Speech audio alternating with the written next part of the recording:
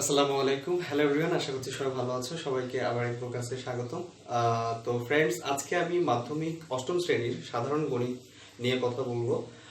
যারা অষ্টম শ্রেণীতে এবছর পরীক্ষা দিবা, অর্থাৎ জিএসসি পরীক্ষা 2020 সালে যারা পরীক্ষা দিবা, তাদের জন্য আমার আজকের টিউটোরিয়ালটা খুবই গুরুত্বপূর্ণ, মোস্ট ইম্পর্টেন্ট। সো আমরা দীর্ঘ করবো না, আমরা মূল কন্টেন্টে চলে যাই। তার আগে অবশ্যই যারা ভিডিওটি দেখছো, খাতাগুলো নিয়ে বসে যাও, কারণ তোমাদের জন্যই আজকের এই টিউটোরিয়ালটা। সো ফ্রেন্ডস, আমি আমার আজকের টিউটোরিয়ালটাকে তিনটা সেশনে ভাগ করছি।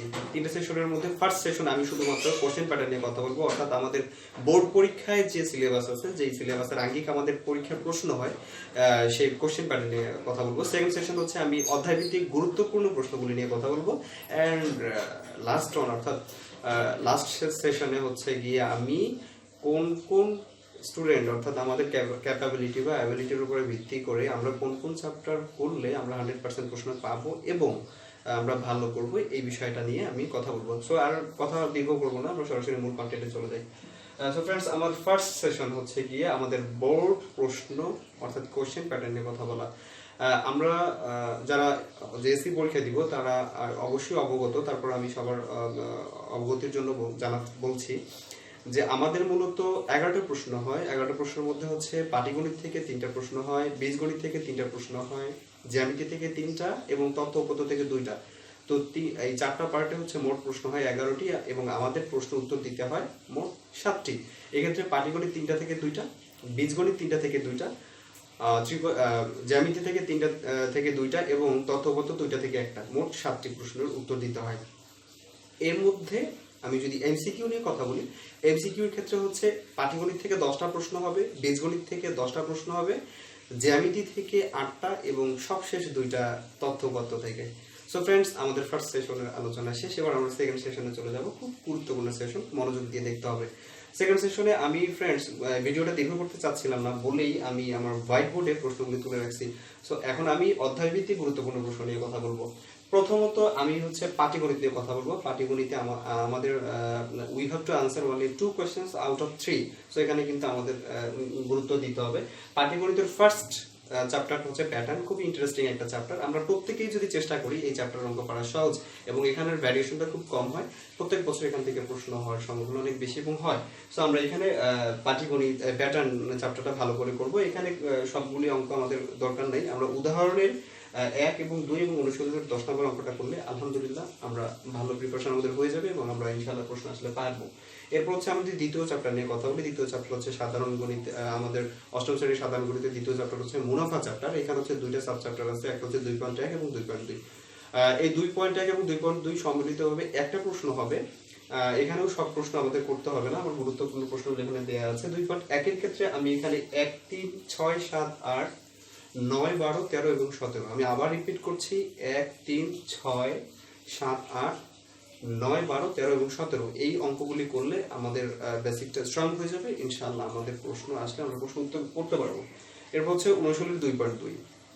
2.2 এর 8, 9, 10 এবং 12 এই 4টা অঙ্ক যদি আমরা ভালো করে শিখতে পারি তাহলে আমরা ইনশাআল্লাহ বোর্ড পরীক্ষার প্রশ্ন আসলে প্রশ্ন উত্তর দিতে পারবো। এরপরে সবশেষ পাটিগণিতের সবশেষ চ্যাপ্টার হচ্ছে চ্যাপ্টার 3, অর্থাৎ পরিমাপ। এই চ্যাপ্টারটা খুব ইন্টারেস্টিং এবং আমি সব স্টুডেন্টকেই প্রিফার করি যে এই চ্যাপ্টারটা ভালো করে করতে, কারণ এখানে কোনো সাব চ্যাপ্টার নাই এবং এর মধ্যে ভ্যারিয়েশনও খুব কম হয়। 12, 15, 17, 20, 21, 23 এবং 24 এই কটা অঙ্ক আমরা ভালো করে যদি শিখতে পারি, অর্থাৎ বেসিকটা যদি ভালো করে আমাদের স্ট্রং হয়, তো আমরা সৃজনশীল যে কোনোটাই প্রশ্ন আসলে ইনশাআল্লাহ করতে পারবো। সো ফ্রেন্ডস, এরপর হচ্ছে আমরা বীজগণিত নিয়ে কথা বলবো। বীজগণিত হচ্ছে ম্যাসিভ অঙ্ক করতে, ম্যাসিভ চ্যাপ্টার অঙ্ক করতে হবে, অনেকগুলো সাব চ্যাপ্টার আছে। তো বীজগণিতের ক্ষেত্রে আমি এখানে প্রথম 4 অধ্যায় নিয়ে যদি কথা বলি, 4 অধ্যায় হচ্ছে আমাদের 4টা সাব চ্যাপ্টার আছে। এক হচ্ছে 4.1, 4.2, 4.3 এবং 4.4। ফ্রেন্ডস, এখানে কিন্তু আমাদের সব অঙ্ক করতে হবে না। যথারীতি আমি 4.1 এর জন্য 3, 5, 6, 8, 9, 10 এবং 13 নম্বর অঙ্ক, গুরুত্বপূর্ণ অঙ্ক আমি সাজেশনে দিয়েছি। এরপর হচ্ছে অনুশীলনী 4.2। 4.2 এর ক্ষেত্রে 3, 4, 6, 12, 13 এবং 14 এই কটা গুরুত্বপূর্ণ অঙ্ক আমি দিয়েছি। 4.3 এ হচ্ছে 16, 17, 18, 24 এবং 25 এই অঙ্কগুলি আমাদের করতে হবে। সর্বশেষ হচ্ছে 4 অধ্যায় 4.4, 27 এবং 28। ফ্রেন্ডস, তোমাদের সবার অবগতির জন্য বলছি, 4টা চ্যাপ্টার থেকে কিন্তু একটা সম্মিলিত অর্থাৎ সমন্বিত প্রশ্ন হবে, সমন্বিত প্রশ্ন হবে।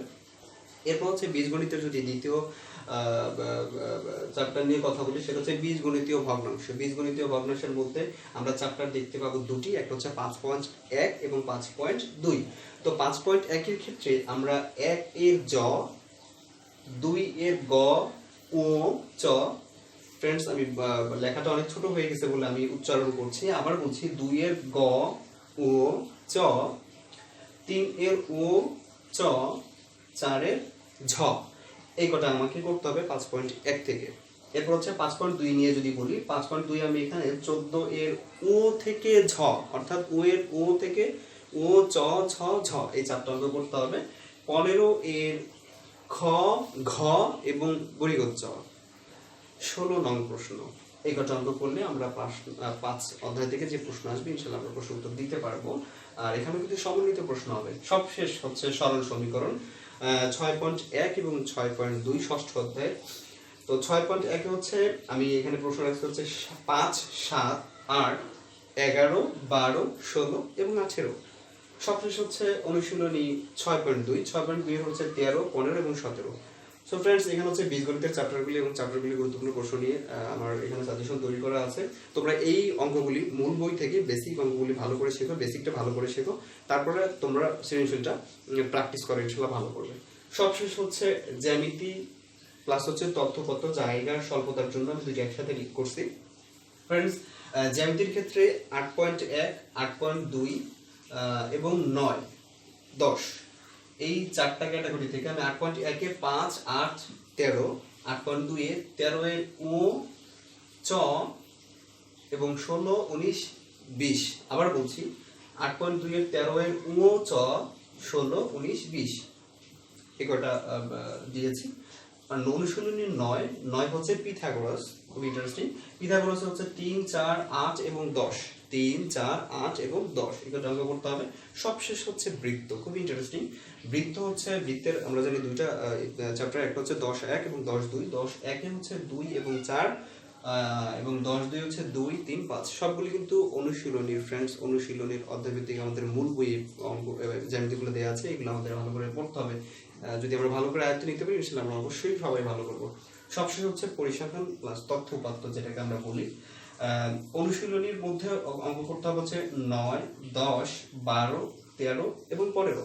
আবার বলছি, পরিসংখ্যান এবং তথ্য উপাত্তের অনুশীলনী 9, 10, 12, 13 এবং 15 এই অঙ্কগুলো করতে হবে। সো ফ্রেন্ডস, এই হচ্ছে আমার সেকেন্ড সেশনের আলোচনা।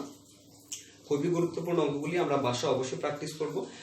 আমার অনুরোধ হচ্ছে, যারা খুব ভালো মনের স্টুডেন্ট তারা অবশ্যই এটা ফলো করবা, তবে তাদের ক্ষেত্রে অবশ্যই আরেকটু বেশি করতে হবে। আমি এটা হচ্ছে গিয়ে সবার মধ্যে সমন্বিত করে প্রশ্ন করছি, যে এখানে একটা মোটামুটি যদি আমরা যাতে আমাদের এই ক্লাসটা থাকে, অর্থাৎ ছুটে না যায়।